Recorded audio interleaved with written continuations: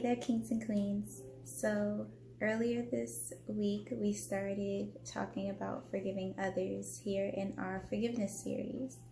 And earlier this week, we talked about how our unforgiveness towards others actually causes us more hurt and harm than we may realize. So, forgiving others requires intentionality. And I think that's a good point for us to start on for working towards forgiving others. Intentionality, intent. So having an intent to forgive. Once we've acknowledged what has happened, we recognize how our unforgiveness is negatively impacting ourselves, and we are beginning to recognize the need for forgiveness and for forgiving others, we now can shift to having an intent to actually engage in the active exercise of forgiving, because it literally is an exercise. It's not easy. So one thing I want to recognize is that we can't act on the intention of forgiving without a sense of focus. So might I ask you, what have you been focusing on? Are you focusing on what you feel you lost as a result of whatever they did or said to you? Are you focusing on the pain that they've caused? Perhaps you're thinking about the time and energy that whatever happened cost you as you work to heal yourself and build yourself back up and get back on your own feet without anyone's help. Maybe you're thinking about all the things that it cost you in order to heal and move forward from whatever happened that you are struggling to forgive him or her for. As we think about those things, I want to invite you into considering a different perspective. What if you shift your focus to what you gained, what you learned, how you grew, the strength that you were able to unlock, and the strength that was revealed within you from that experience? It's hard to forgive if we're focusing on the unforgiveness, if we're focusing on keeping the guard up, if we're focusing on being angry and the bitterness. We can't focus on the healing that way. So what I want to encourage you all to do is, if you are focusing on the unforgiveness, realize that you'll continue to struggle with the unforgiveness, because that's where your focus is. Wherever your focus is where you're going.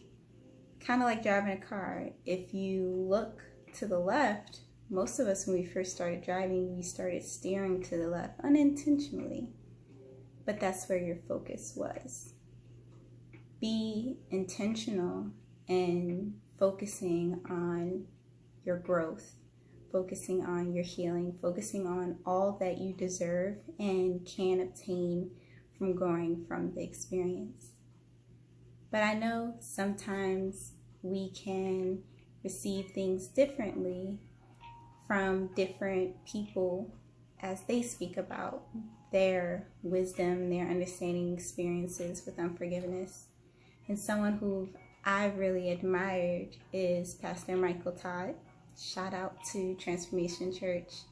And I just wanted to insert this video, just a snippet from a sermon he did actually on forgiving others and struggling with unforgiveness. And I hope it helps you guys. So peace out and enjoy.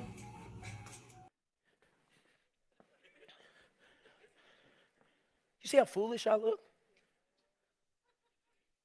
But this is how many of us look every day of our life. When God says, I have a better plan for you, I'm not letting go of my ex-husband. He should have never left us like this. And God says, stop holding him. My sister should have protected me. She saw what was happening. You don't even know what's happening to her. This battle is not yours, it's the Lord. Stop holding it. And so Paul says, in Philippians 3, verse 12, he says, hey, I don't want to come off like I got this thing figured out. He said, I've not already achieved these things, and I haven't reached perfection, but I press on. Everybody say press on.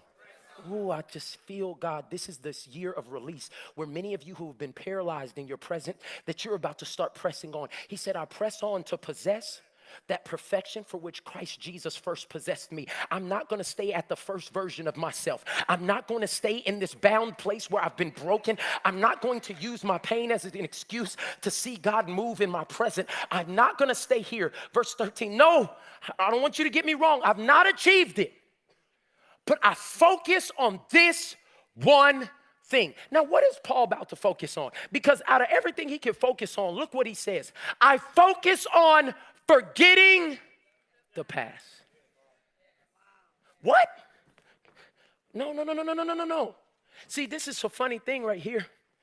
No, you could just keep it right there because I'm trying to focus on something different now. So when something falls off or I release something, the only reason I want to go after it is because I keep looking at it. Where's your focus? My question is, are you focused on what happened? Are you focused on what God is doing? Look what he says. He said, forgetting the past and looking forward for what lies ahead. I press on to reach the end of the race and receive the heavenly prize for which God, through Christ Jesus, is calling us. I'm here to tell you that God is calling you, and he wants to do more with you than you could ever do with yourself. But it can't happen until you start forgetting the past. Pastor Mike, I can't do that. I can't forget because it hurt me too bad. Write down my next point. Forgetting, or the formula to forgetting, is fixed focus.